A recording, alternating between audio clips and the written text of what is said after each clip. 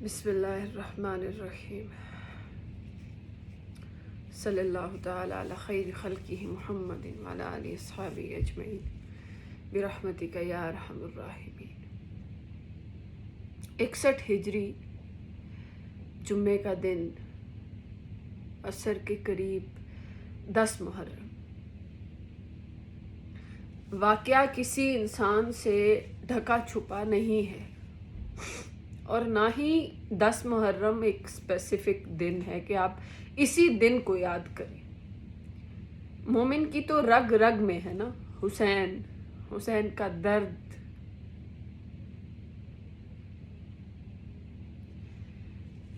کہنے کا مقصد یا جاننے کا مقصد یہ ہے کہ کربلا ہوا ہی کیوں تھا، کربلا کا دن مقرر ہی کیوں ہوا، اللہ بتانا کیا چاہ رہے تھے۔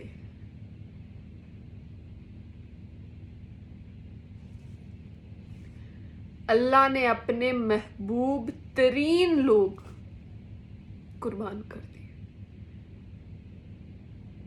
اور وہ قربان ہوئے خوشی خوشی، وہ خوشی خوشی اپنا سر کٹانے کے لیے چلے گئے۔ لیکن کیوں؟ کربلا کے مقام پر جنگ کی حالت میں لہو لہان جسم کے ساتھ نماز کی اجازت مانگی جا رہی ہے۔ کیوں؟ کیا اس وقت کی نماز کا بھی بھلا ہم سوچ سکتے ہیں کہ اللہ اتنا جابر ہے کہ وہ اس وقت کی نماز کا بھی پوچھے گا، سوال کرے گا کہ اس وقت میں تم نے نماز کیوں نہیں پڑھی؟ پوچھے گا اللہ؟ لگتا ہے ہماری نظر میں تو اللہ غفور الرحیم ہے، کوئی سوال نہیں، جواب نہیں، ہمیں تو ڈسکشن کی بھی ضرورت نہیں ہوتی۔ ہم تو اگر کسی کو کہیں آپ یہ غلط کام نہ کریں، اللہ غفور الرحیم ہے، بس بات ختم۔ حسین کیا بتانے آیا تھا آپ کو؟ حسین ہمیں کیا سکھانے آئے تھے؟ وہ قربانی کیوں تھی؟ یہاں حلق میں آ کر تیر لگے اور یہاں سے خون نکلنے لگ جائے، اور اس خون کو ایسے ہاتھوں میں اٹھا کے آسمان کی طرف کر کے صرف ایک ہی بات بول رہے تھے، اللہ تو راضی ہے نا؟ ہمیں صرف ایک ہی چیز چاہیے، تیری رضاعت، تو راضی ہے نا؟ تیرے پیچھے اولاد قربان، تیرے پیچھے جہان قربان، تو راضی ہے نا اللہ تو راضی ہے نا؟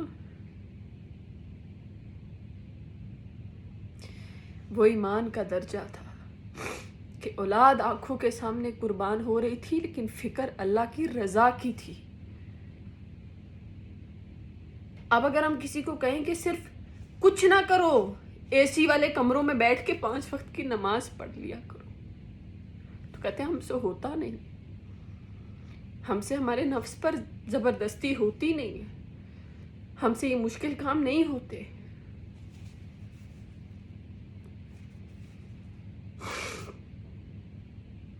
حسین کی قربانی اس لیے تھی کہ کل کو میری اولاد، میری آنے والی نسل، یہ لوگ ناچیں گے، گائیں گے اور مجھے 10 محرم کو یاد کریں گے۔ اس لیے تھا حسین کا درد۔ حسین اپنا سر کٹا کر، جب ان کا سر کاٹ کر یزید کے سامنے رکھا گیا تو یزید کہتا ہے کہ اس سے زیادہ پر نور چہرہ میں نے کبھی نہیں دیکھا۔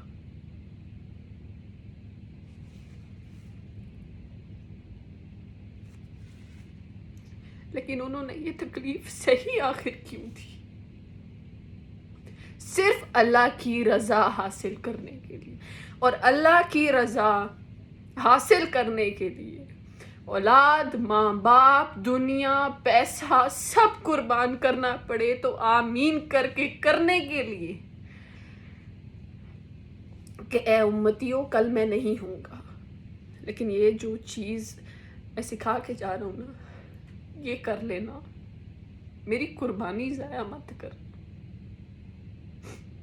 آج کی مسلمان لڑکیاں اور آج کے مسلمان لڑکے خود بتائیں، دیکھ کے کہیں سے لگتا ہے کہ آپ لوگ حسین کے فالوورز ہو؟ نہیں. آج کل ایک فالوئنگ اور ان فالو کا ایک گیم چل رہا ہے، اور ہم کس کے فالوور ہیں؟ معذرت کے ساتھ ناچنے والوں کے. مجرا کرنے والے ایسے ہیں جن کے ہم فالوور ہیں. ہم کو فالو نہ کریں تو ہمیں سیٹسفیکشن نہیں ملتی ہے. یہ ہم حسین کا طریقہ فالو کر رہے ہیں. یہ وہ طریقہ ہے جو ہمیں حسین سکھا کر گئے تھے. میں تو حسین کا قصہ چلے آپ یوٹیوب آن کر لیں یا آپ کو بیشتر لوگوں کے منہ سے سننے کو مل جائے گا. میں ان کے قصے کو نہیں دہرانا چاہتی، میں تو بس پوچھنا چاہتی ہوں کہ آخر وہ جو کہہ کر گئے، وہ جو کر کے گئے، وہ جس چیز کے لیے وہ قربانی سہ کر گئے، وہ کیا تھی؟ وہ ایک ہی چیز تھی کہ اللہ کو راضی کر لو. اللہ کی رضا کے آگے ہر چیز قربان کر دو. کر رہے ہیں ہم قربان.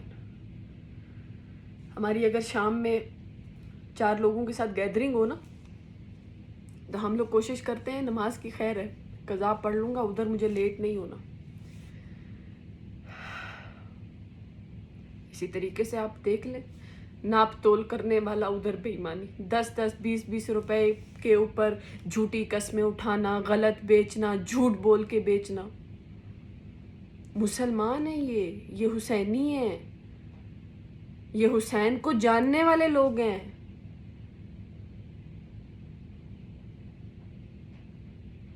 عورت ہے تو وہ جھوٹ بول رہی ہے، مرد ہے تو وہ جھوٹ بول رہا ہے، عورت ہے تو وہ دھوکہ دے رہی ہے، مرد ہے تو وہ دھوکہ دے رہا ہے. ایک وقت ہوتا تھا کہ بیچلر بندے سے ایکسپیکٹ کیا جاتا تھا کہ ہو سکتا ہے بیچلر بندہ کسی گناہ میں ملوث ہو جائے، کوئی غلطی کر لے.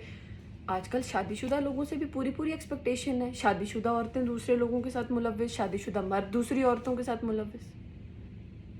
یہ طریقہ حسین ہے؟ وہ جو انہوں نے خون بہایا تھا وہ اس دن کے لیے بہایا تھا کہ تم چند ڈالر کے پیچھے اپنے کپڑے اتارو گے. اس کے لیے انہوں نے یہ قربانی دی تھی.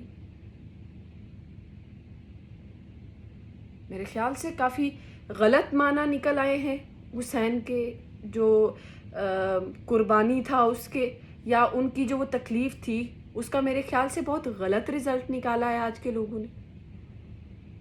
خدا کی قسم حسین اور یزید ایک جگہ اکٹھے نہیں ہو سکتے. اسی طرح مومن اور منافق ایک جگہ اکٹھے نہیں ہو سکتے. اور منافق وہ ہیں جو کلمہ تو پڑھ لیتے ہیں لیکن بظاہر فالو وہ مغرب کو کر رہے ہیں. آپ آدھے کپڑے پہن کر تو یہ ثابت نہیں کر سکتے کہ آپ مسلمان ہیں. اور یہ جو دل کا پردہ اور یہ جو ہم لوگوں نے آج کل جو عورتوں نے فیمنزم والی عورتوں نے اپنے طور طریقے نکالے ہیں نا، ایک فریڈم اور ایک فیمنزم، یہ کوئی چیز قرآن میں نہیں ہے اور ہم قطعاً اس چیز کو نہیں مانتے.